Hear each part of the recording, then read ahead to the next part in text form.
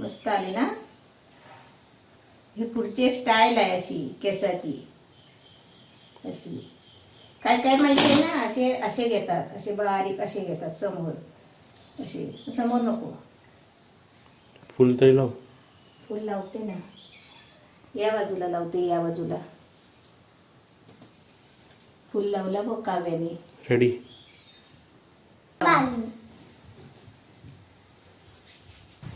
अच्छा हे आणायला गेली.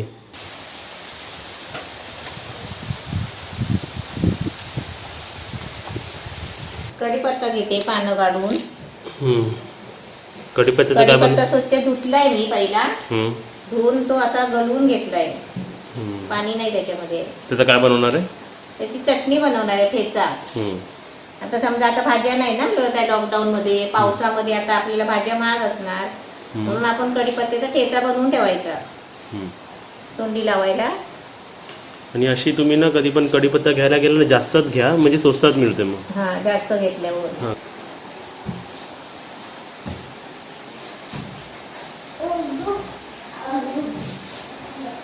एकटीच खेळते बॉल बरोबर, उभ्या बरोबर. आपल्याला कढीपत्ता जास्त वाटतो. कोणता? हा पण ते कसं माहितीये, आपल्याला तो फ्राय करायचा आहे ना, ते कमी होणार. बाहेर पाऊस किती पडतोय बघ. वारा सगळं पाऊस आहे म्हणून बाहेर जाते आणि पूर्ण अडकलो पण आपलं बाहेर जायचं. गाडी येतं ते बघा काय बोलते? ते बायला म्हणल्या ते टाकली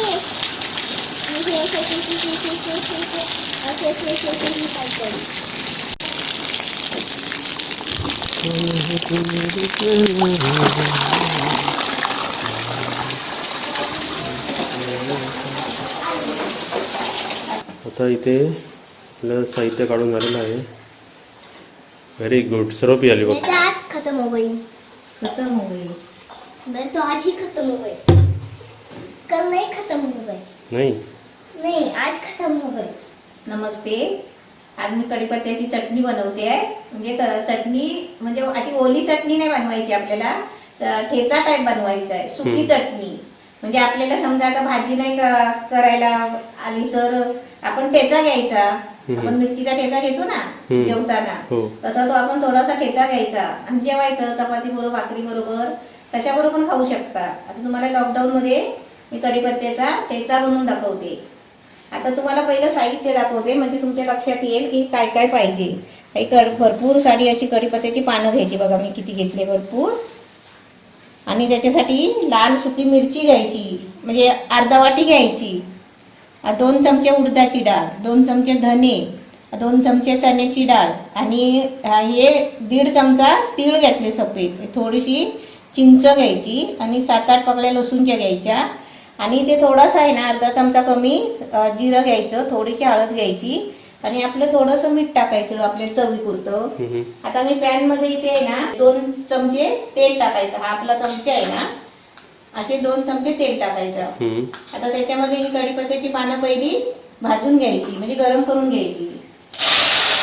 आवडायला काव्या घाबरली. काव्या घाबरली येते. आणि त्याच्यामध्ये पाणी पण नाही होतं तरी पण आवाज आला. हो कढीपत्ता. हा कढीपत्ता एकदम सुका सुका मी पहिला धुवून ठेवलेला.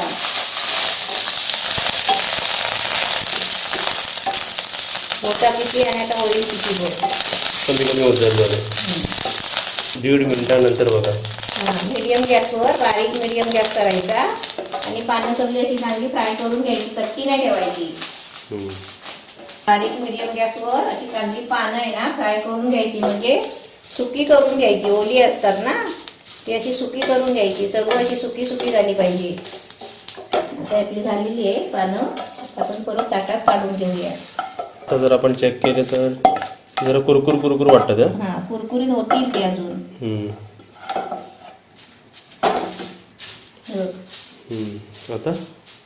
आता हे फ्राय करून घ्यायचं. परत तसंच 2 चमचे तेल टाकायचा आणि तसंच हे सर्व फ्राय करून घ्यायचं. आता इथे मी आहे ना हे पहिले डाळी टाकते. चण्याची डाळ, गॅस बारीक केलाय. पहिली चण्याची डाळ. चण्याची डाळ टाकते, धणे टाकते.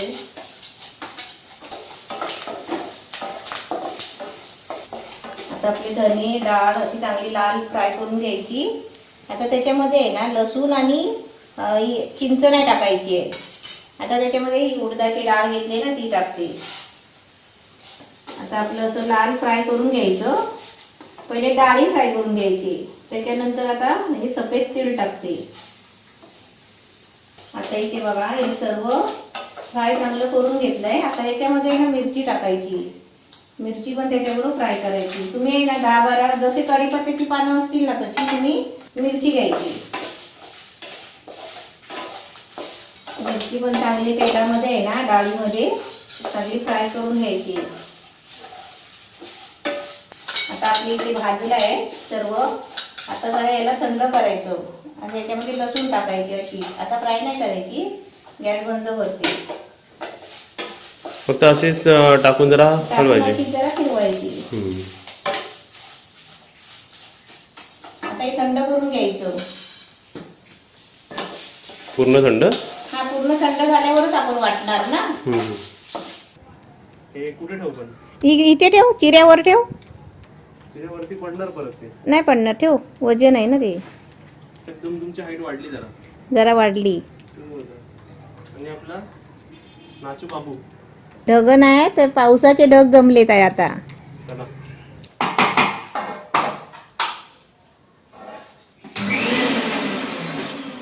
इथे भांड्यामध्ये पानं घेते पहिली कढीपत्त्याची. बघूया कशी झाली, कुरकुर झाली का? कुरकुर झाली. कुरकुर आहे. हा जरा फिरवून घेते कारण पानं त्याच्यामध्ये जास्त झाले. मी छोटा भांडा घेतलाय ना. पावडर बघ एवढी एवढीशी पावडर होईल त्याच्यात. आता इथे बघा जरा पानं फिरवून घेतली आणि आता त्याच्यामध्ये हे भाजलेलं आपलं सगळं टाकायचं. आता इथे बघा चिंच टाकायची त्याच्यामध्ये, थोडीशी चिंच. जरा तुम्ही मोठा भांडा घेतला पाहिजे ना. हा मोठा भांडा नाही याच्यामध्ये होईल. आणि त्याच्यामध्ये थोडासा जिरा आणि हळद, मीठ टाकायचं चवीपुरतं. म्हणजे 1 चमचा 1-1.5 चमचा मीठ टाकायचं. आता हे आपण बारीक वाटून घेऊया. म्हणजे एकदम पावडर टाईप नाही करायचं आहे. ठेचा म्हणजे कसा जरा जाडसर असतो ना भरड, तसं करायचं आहे. झालं. चेक करूया. चेक. चटणी आपली सुका ठेचा. Mic testing. हे बघ कलर तर असंच होणार. हा आता याच्यामध्ये बाउलमध्ये काढते, सुक्या बाउलमध्ये काढायचं. आणि जरा आपण टेस्ट पण करून बघूया. मग मी ते म्हणतात तू का टेस्ट करत नाही किंवा मी तुला टेस्ट करायला देत नाही म्हणजे काय? असं काय नाही, माझं कसं करून करून मन फिरतो ना. त्याच्यामुळे मला इच्छा नाही होत. नाही पण ते बरोबर म्हणतात मम्मी तू जरा तरी एक तरी मम्मी खाऊन दाखवला पाहिजे. अच्छा म्हणजे जरा तरी चाकून दाखवला पाहिजे ना. पूर्ण नको खाऊ पण त्यांच्यासाठी की तू एवढी मेहनत करते जरा तरी चाकला पाहिजे ना. पण शेवटी मी खाते ना नंतर. मम्मी नंतर खाते बाबा. मग तू एकटा थोडा खातो. आता आपला ठेचा तयार झालाय. चांगल्या सुक्या बरणीमध्ये डब्यामध्ये काढून ठेवायचा. सुगंध आला त्याला. किती मस्त ठेचा कढीपत्त्याचा. चमच्याने खाऊ का असं हाताने खायचं. ठेचा तू चमच्याने कसं खाणार, तो काय शिरा थोडा खायचा आहे. ठीक आहे आता मी तुम्हाला टेस्ट करून दाखवतो बघा हा. कसं झालंय. तू पण खाऊ. मी पण खाते.